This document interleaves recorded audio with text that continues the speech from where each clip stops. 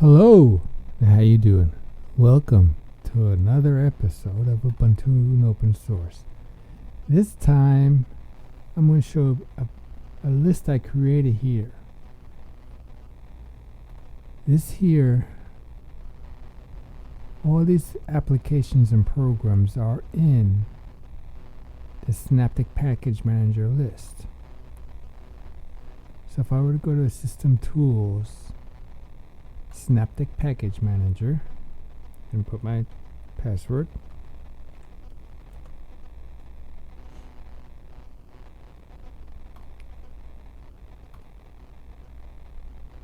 Okay, don't maximize. There we go. Okay, now I'm going to pick an application that I have in my list over to the right.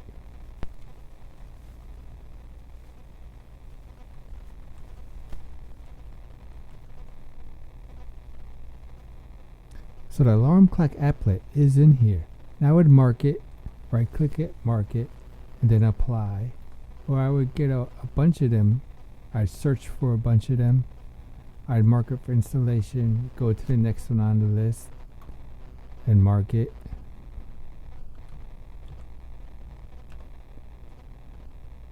But you see the process that I would have to do. I'd have to go for each one, search for it, mark it for installation, search for the next one, mark it for installation, and after I have all of them, all those applications in this here list that I've created, then I would apply. Well, if you know all the applications that you already want to install like I do, you pretty much already compiled a list over the years. And this is what I have done. So this is my application list that I've compiled over time. And so now that I have my list, then what I did is I turned it into a script and a file I call Ubuntu.sh. And as you see, this is my personal sh list.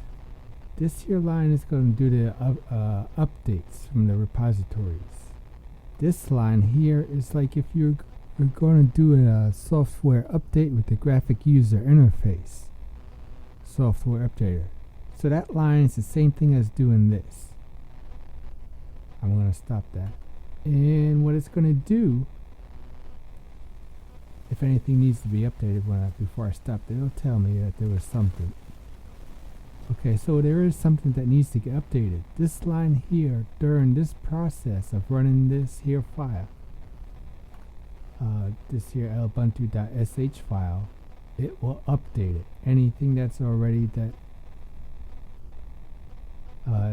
the system believes it needs to get updated, or the applications that I've already have installed in here already, or any security updates. So it'll update it automatically for me. And then we'll come down here to install these. Now I searched for these and saw I searched for this alarm-clock-applet, tomboy, and they're in there. So it's going to automatically install. This Y is forcing a yes. After there's a time limit. Every time you run terminal, it has a time frame of how it processes things, and then you have to input your password again. So this -Y forces the system to say, okay, he's already put in his password, we're not going to ask for it again until this here file Ubuntu.sh is complete.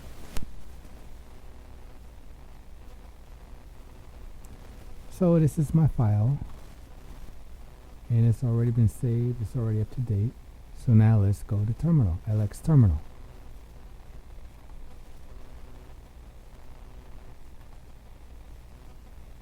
And I gotta get to my directory. Yes, or is it in this directory? No, it's not. CD, change directories, documents.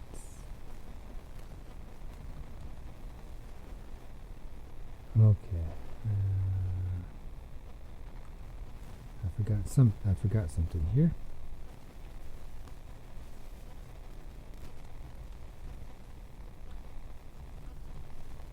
There we go. And so you see there's my Ubuntu.sh.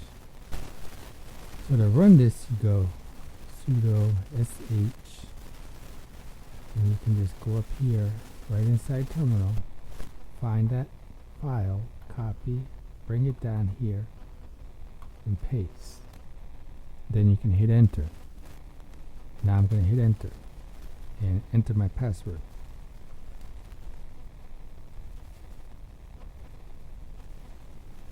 And so now it's doing the update part of the file.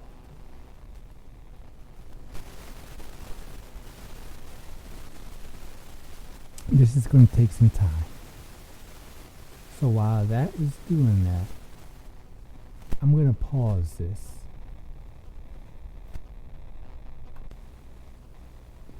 Okay, I'm back.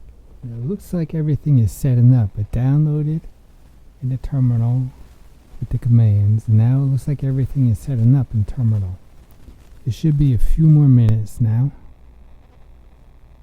We'll just wait for it.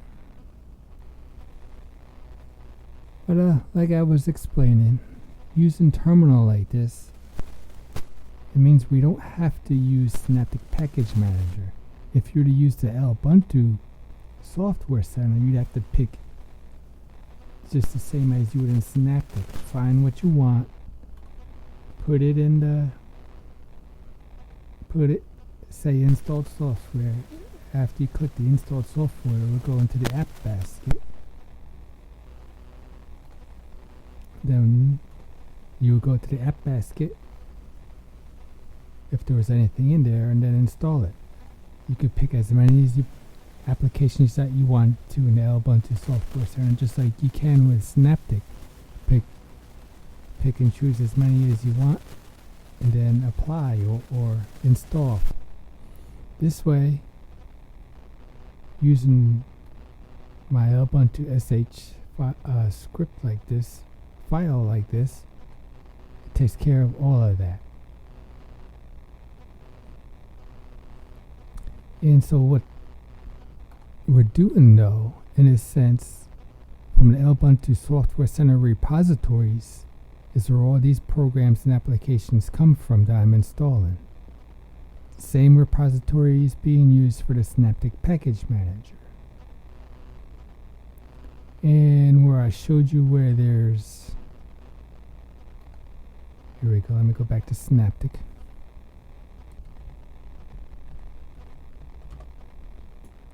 Oh, that's right. It's only one thing you can do at a time. That's for installing programs. It's already installing this right here. Where I checked off when I installed Skype. When I installed Skype, and I checked off the canonical third-party partners, the partners repositories. Obviously, those come from different people. And I'll show you that in a minute, as soon as this here part is done doing everything. But these are Ubuntu repositories, and then there's the third-party parts, and they're all repositories, though, where someone's storing or keeping these programs online for you to download and install for your Linux distribution type. Mine happens to be Ubuntu. And we did that for Skype. We made did some commands in terminal. We activated the third-party partner repositories and got Skype to install. I haven't shown you this here was actually doing a repository as well, but that's from this. That repository is from these people, this PPA repository. So that was a different type of repository to install from. That's a PPA repository. one that we're doing here with terminal deals with the Ubuntu repositories. So there's 3 different ways to install Ubuntu repositories. And that is the Ubuntu Software Center, if you like the graphic user interface. There's also the Synaptic Package Manager, which is a different type of graphic user interface. It's a little bit more advanced. You got to know the exact name. And then there's the terminal, just like I was doing. From the same repository, though, you can see it's for the URLs. There are actually internet URLs here. Can you see this here? Where I got the underline going. You can see it's for Ubuntu. But when this gets done, I'll show you in Synaptic the origins, and it will have US archive Ubuntu. Won't show the HTTP part ://us .archive. It'll just have archive Ubuntu. I can show you that part, and that part is pretty much in the Synaptic. And where Synaptic gets all of this is from the Ubuntu Software Center. But as I was showing you when I showed you how to install this is a different type of repositories. So there are different types of repositories. And I'm explaining this because later on I want to show you how to I have some other repository software that I want to install later on in the future. One of them being for photography, Light Zone, and that will come underneath here, the graphics. There's another way to install programs. I showed you with Deb when I did a download for Google Chrome, and I clicked on it. That was another way to install programs into, here's the name, Google Chrome Stable Current AMD64.deb. And that's another way to install programs into Ubuntu. So I have some of those that I want to show you to download and install. One of them would be Lightworks, which is a video editor, which is different from OpenShot. So there's different ways to install programs and applications. Some of the deb files that you download, I'll show you, will be play on Linux and getdeb and playdeb. There I go. It'll be getdeb and playdeb, and they're basically doing all the stuff in the deb file that you would do in terminal to install into your system through their repositories, the getdeb repositories and the playdeb repositories. So there's different repositories out there so that you can have software to use every day on your Ubuntu desktop. I thought this was almost done. I'm glad I didn't, so I had some time to explain the Software Center and the Synaptic Package Manager and how it all relates to terminal in my personal Ubuntu.sh file to install programs and applications. But looks like it's going to be a few more minutes. So I will pause again. Well, here we go. Looks like everything finally stopped. And so let's look at the menu over here. There we go. Tomboy, Zim, LibreMath, Blender, Darktable, Gimp, Inkscape. All the applications I told the script to install. qbittorrent, uget. As you can see here in the office, the LibreOffice suite has been added.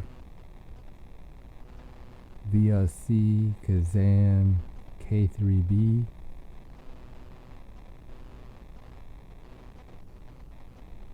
And under tools, I'm looking for gparted.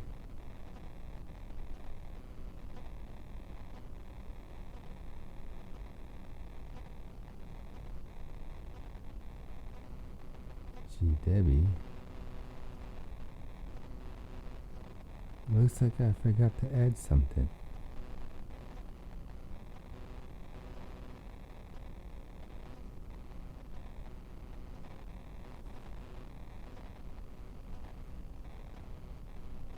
But if we were to do where'd it go? Software updater.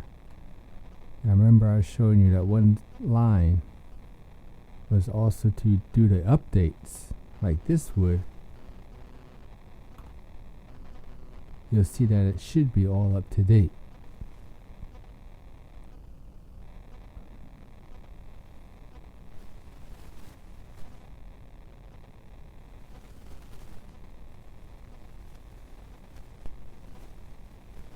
Yep, everything's up to date. It just wants to restart everything now. So I'm going to pause and restart. Hello, and here I am. So I've restarted the system. And look at that. Right up here. Alarm-clock-applet.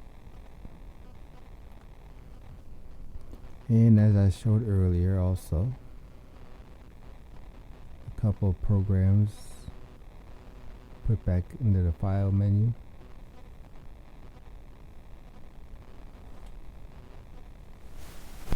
So you have now a couple of ways now to install applications. The Ubuntu Software Center. You can look through it, read about all of them that you want to. Choose the ones that you want. Add it to the app basket. And go through them all and add them that way. Or you can use Synaptic Package Manager. Put in your password as I've shown you. Mark the application for install. Select a whole bunch of them. Mark them for installation, etc., etc., etc. Then apply. Or you can do as I have shown you how to use leafpad and create your you can give it any kind of name you want. It doesn't have to be Ubuntu.sh. It just has to have sh at the end. Make a file with a .sh, tell everything that you want it to install, then come to LXterminal and then run that file that you gave a .sh name to as sudo sh, the file name .sh, and then run it. And just walk away and it'll do everything for you. When you come back, it should all be installed. Okay, thank you very much. Okay, I'm back again. Now remember here in System Tools, I said where's gparted? And as you can see, it's not in here. But I did put it in here. So I had to do a little bit of research. I went to my Synaptic Package Manager. Let me input my password here. And sometimes the errors can help troubleshoot what you've done wrong or what the system believes is wrong. So I searched gparted. Gparted is in here. So then I search NFS common.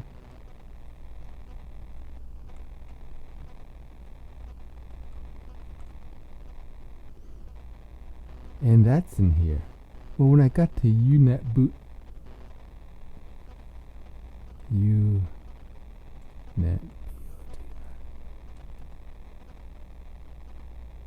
that's where I had my problem. When I first created this file to install, I typed it in like that. I didn't have the IN at the end.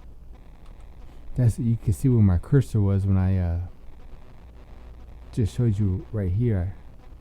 I didn't have it that way the first time when I ran it. And so this is how you can help troubleshoot. This is why also I separate things. Because if I had it all into one big line, everything wouldn't install. This way at least some of it gets installed and I have an idea and a place where to go to determine where the mistake is that I made in typing.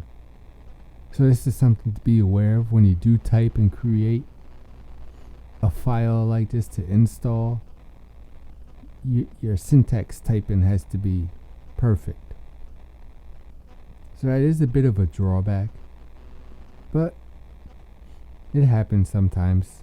So just be aware that when you if you decide to make a file like this, that it has to be typed in perfectly. The syntax has to be right. It has to have the proper name. It can't just be close. It has to be exact. Okay, so now I'm going to have to do everything manually. And for that, I'm just going to have to open up my LXterminal and fix it. Everything's up to date, so all I got to do is, and everything's right out of the Ubuntu software repositories. I'm just going to copy and paste it into the terminal. And then all I have to do is in my password.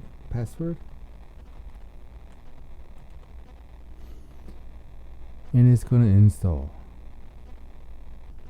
The only one these two, unet boot and gpick, you'll be able to see in the menu. NFS common, it's more of a terminal application for connecting to different computer systems. One being my FreeNAS. Sometimes I like to use that type of file connection. Okay, it's all done. System tools.